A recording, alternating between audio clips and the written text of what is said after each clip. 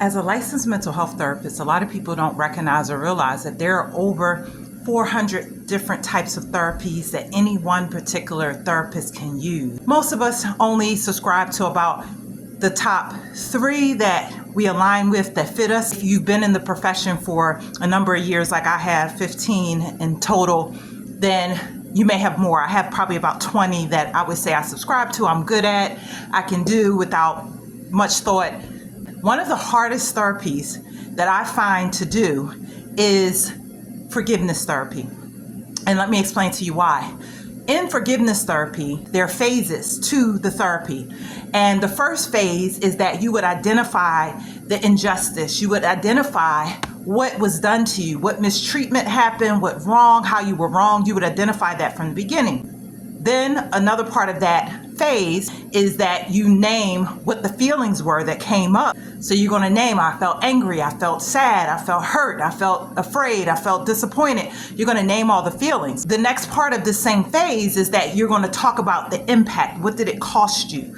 What did it take from you? What did you lose? Did you lose your confidence? Did you lose your innocence? What did you lose? You have to go through that phase. That's the processing phase.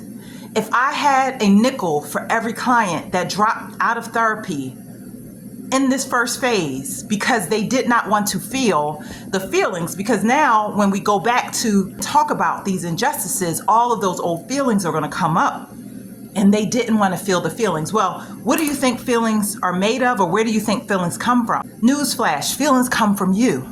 Feelings come from us. Feelings come from your body, from your mind. Your mind is producing those feelings. There's a part of your brain called the amygdala. It's the feeling center of the brain. When you have thoughts, the thoughts are producing feelings. And what is a feeling? A feeling or an emotion is actually hormone chemicals. It's electrical signals and it's energy that's being released from your brain into your body. So when you tell me you don't want to feel a certain feeling, what I'm hearing is that you don't want to be with yourself. Because the feelings are you. They're a part of you. It's not from someone else. The famous saying is, they made me mad. They made me angry.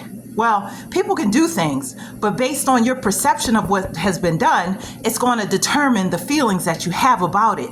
People drop out of forgiveness therapy because they don't want to experience themselves and how they experience that injustice or that trauma or that hurt or that loss. They don't want to deal with that, because most people are running away from themselves. This is Tanya, licensed mental health counselor and therapist. Subscribe to this channel to get more insights into Christian counseling and psychotherapy. Peace.